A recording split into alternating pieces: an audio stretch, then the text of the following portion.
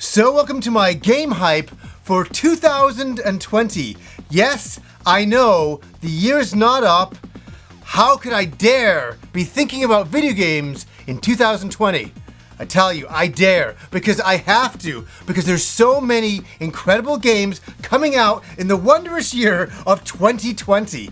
I love saying that. I know, I'm a child of the 80s, so when I would hear something like the year 2000 or 2012, or 2020, I was like, that's the future, and the future is now, and I'm telling you, the video games for 2020 look insane. Let's start off with a very small hyped game. There's not a lot of hype around this game, but let's build some, shall we, for Cyberpunk 2077. Now, there's a lot of reasons why I'm excited about this game. First of all, it's based from a tabletop game, a game that I never played.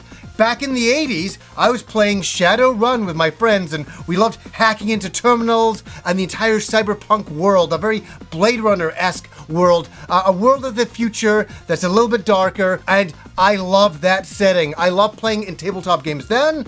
I can't wait to play an RPG of this now, a first-person shooter RPG.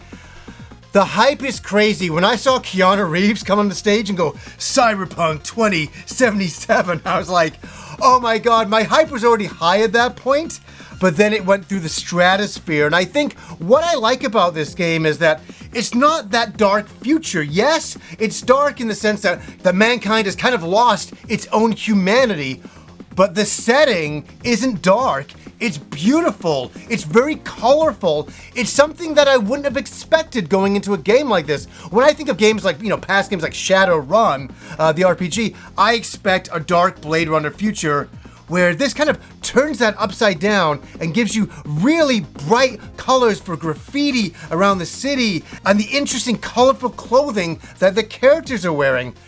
I am looking forward to this game, and I've stayed away from watching a lot of spoiler stuff and a lot of really in-depth stuff into the gameplay. I saw it running, I'm like, okay, I know it's for me. What do you guys think? Are you excited about Cyberpunk 2077? Now, just thinking about this game gives me a small tear, because I was watching the trailer for it, and I was like choking up, and I'm like, oh my god, John, will you get a hold of yourself? And that's for another small game, the Final Fantasy VII Remake.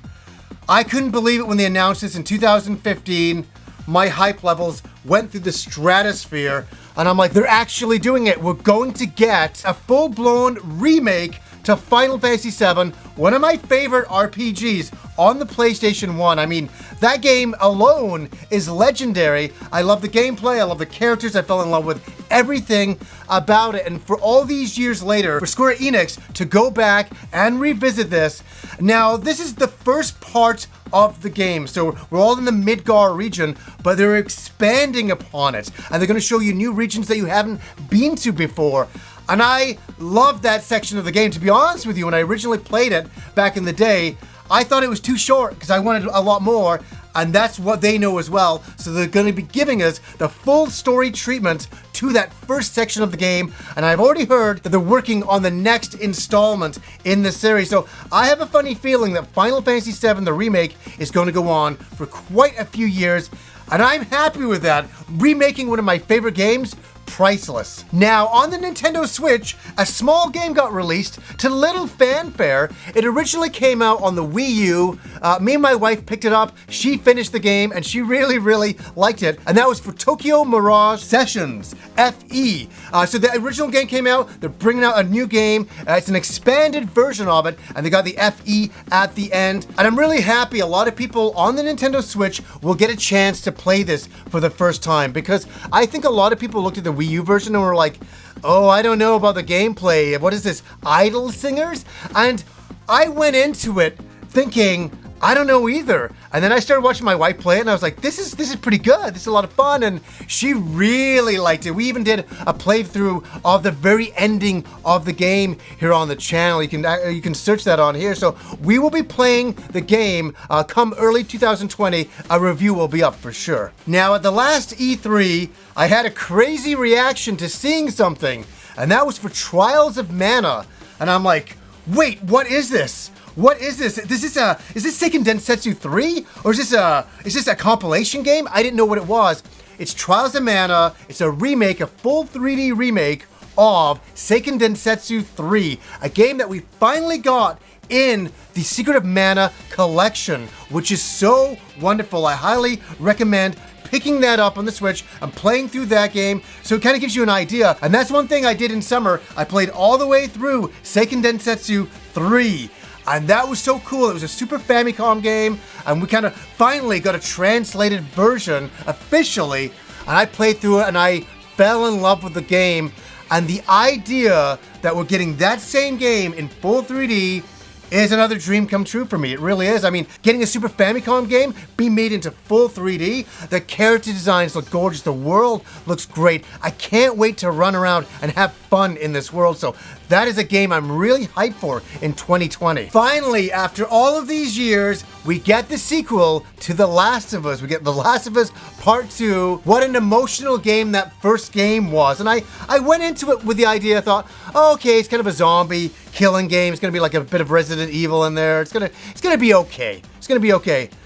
What I did not expect was the relationship to be explored so well with the two characters, and for the world setting that, yes, it's post-apocalyptic, but it's not quite zombies, and just the emotion of those characters together surviving in this world, and all of the survivors in the world that you get to know and you feel such emotion for. Wonderful stuff. And that game is one of those games that I think back to quite a lot.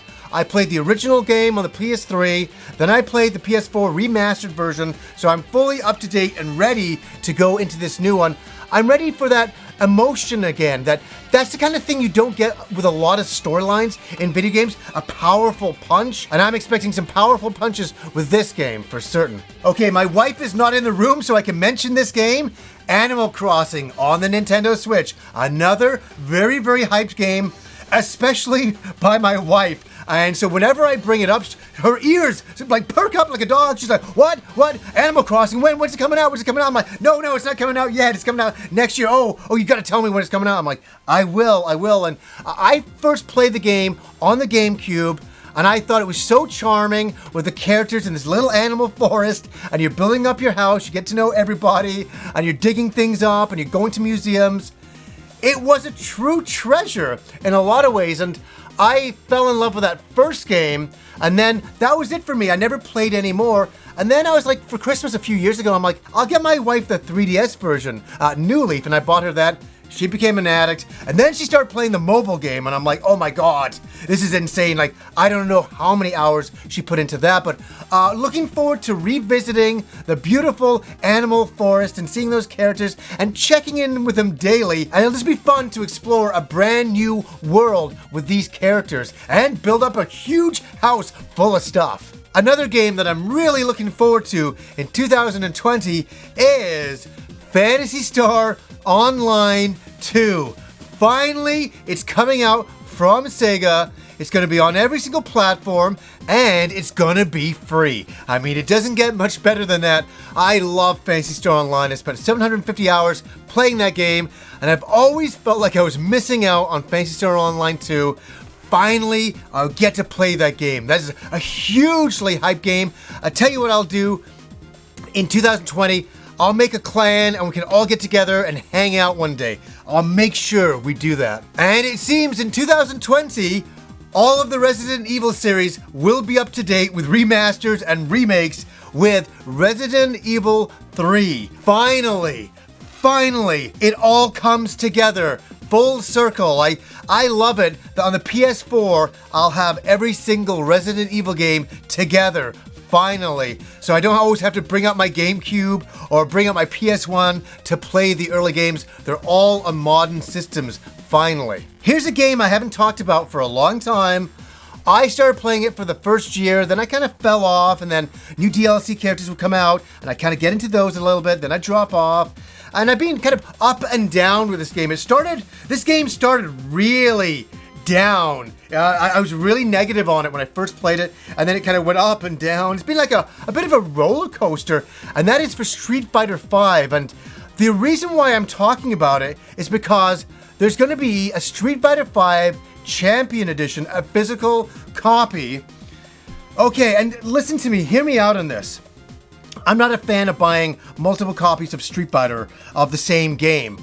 What frustrated me about Street Fighter V was I didn't know what was DLC and what wasn't, and can I unlock this, and wait, you get these two characters, but wait, I could have bought all of these other characters together. It was a very confusing rollout of all the expansions and all the stuff, so I bought some characters and I didn't get these other characters. I didn't know what was going on after a while. I was like, I don't get this anymore. So why I like this new version, I can kind of go in fresh, I can buy the full version, and it's a cheaper price, big time cheaper price, and you get all of the characters, all of the levels, all of the DLC, all of the costumes, all of the backgrounds, all of that stuff, all in one game. So for me, that's kind of worth it. So that's a game that I'm looking forward to. I think it might go under a lot of people's radar, and a lot of people might pass up on it. What do you guys think of Street Fighter V Champion Edition? Have you had enough of Street Fighter? Like, I know, I hear you. Have you had enough of Street Fighter V? A lot of my friends just don't like the machine of this game. They don't like the mechanics of this game. They're looking forward to Street Fighter 6, but you know what? I'll hang in for just a while longer. Now, I'll just briefly mention a couple of games here. Doom Eternal. That eternally looks like it's going to be absolutely rocking. I love the world setting of Doom. I have since I saw the original game. And my friend Andrew's down the street. I was like, what is this game? He says, it's Doom. I'm like, what, really? And that name, Doom, says everything. I love the satanic theme of it all. I love all the demons. I love blowing the hell out of everything in the levels. So I'm very looking forward to that game. Now, a game I have not mentioned, and I've done this for a reason. I remember sitting down with Kim saying, maybe we should watch the trailer and do a reaction, and then we got super busy, and a lot of crazy things happened to us at that point. Kim's appendix nearly burst. I remember that was one of the things like, oh my God. You know, so we never got around to watching the trailer or to reacting to it, and I've stayed away from it, and that's for Persona 5 Scramble. I'm staying away from it. I don't want to see anything. Maybe I'll come back and talk about it if there's a big reveal final trailer. I may come in and look into that, but I'm looking forward to the excitement of not knowing a lot about the game.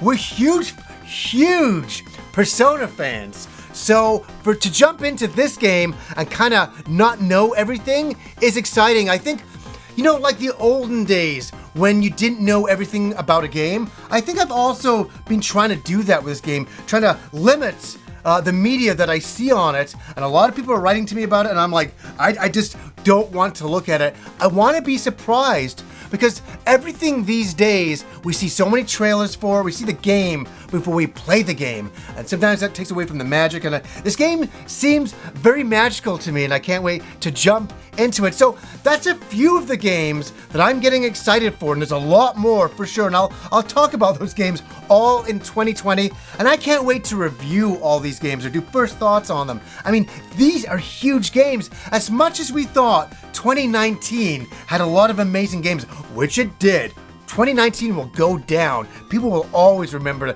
this year for video games. But 2020, Cyberpunk, oh my God, the Final Fantasy VII Remake, the same year? So guys, what games are you looking forward to in the year 2020? What a crazy, awesome sounding year that is. It will be for video games. Let me know what you're looking forward to down below. So anyways, guys, until next time.